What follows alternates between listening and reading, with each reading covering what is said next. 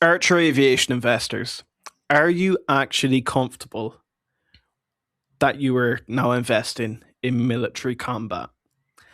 We're going to dive into it and explain exactly what I mean. I don't mean the defensive aspect, I'm talking about attack. So, this has all came about because this is a very, very hot topic lately. We've had the announcement of Thunder, we've had the announcement of Halo. We've previously had Omen, and then in this whole defensive space, I'm going to elaborate a little bit more.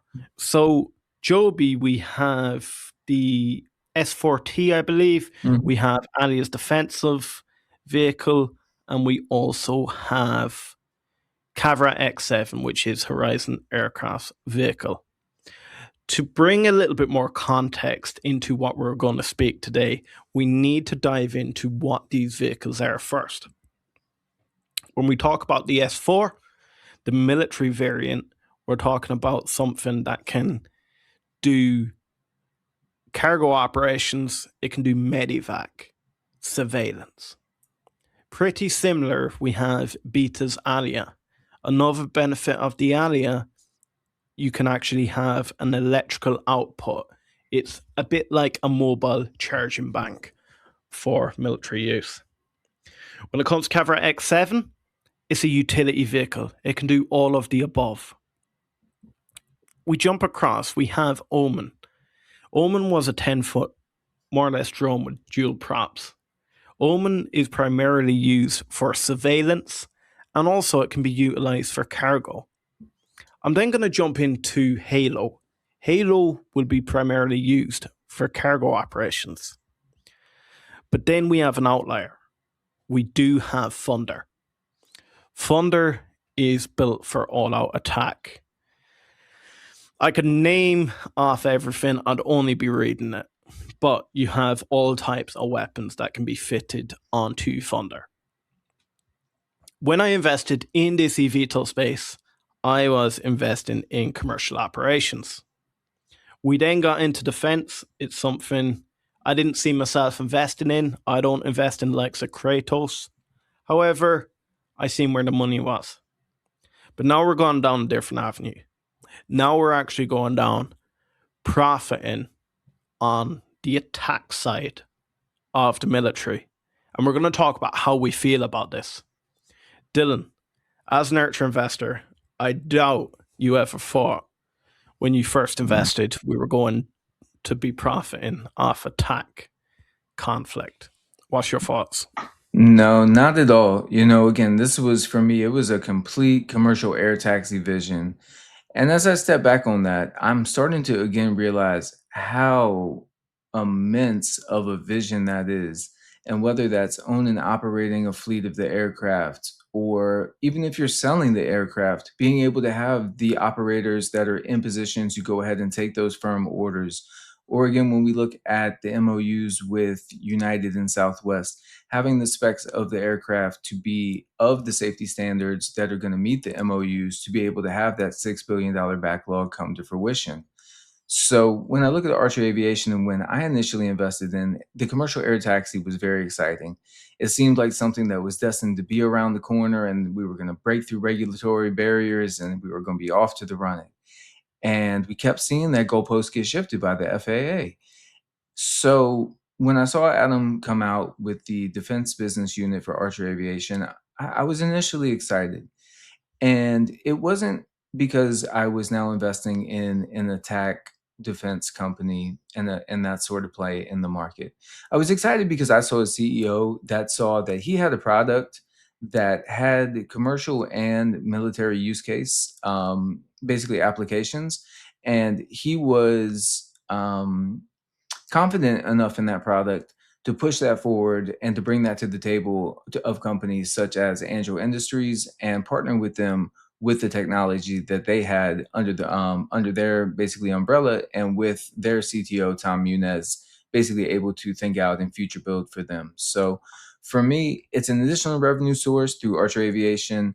I particularly would love to see the commercial side really take off. And again, I'll back that off of what Adam said, where as much as right now it can seem like the defense side of Archer Aviation is going to be what brings the revenue through the door. Adam said on the last quarterly call, to my surprise, that he actually sees commercial revenue outpacing uh, defense. Yeah, it's an interesting topic because we've recently seen the Department of Defense change its name to Department of War. Mm. We've then very slyly noticed that ACHR changed their name from Archer Defense to solely ACHR. Mm-hmm. Originally, I thought it was just an amalgamation of the business where they just wanted it under one umbrella. I can now see why it's not ACHR Defense, because it's no longer defense. We're now going after attack. Now, I can go down a positive route here. It sounds like we're all negative about this attack side. Sure. If you truly, as an ACHR investor, do not mind about investing in this attack side of the business, it is probably the most profitable amongst all the defensive eVTOLs I mentioned previously. Mm-hmm. And I'll let you in on why. So again,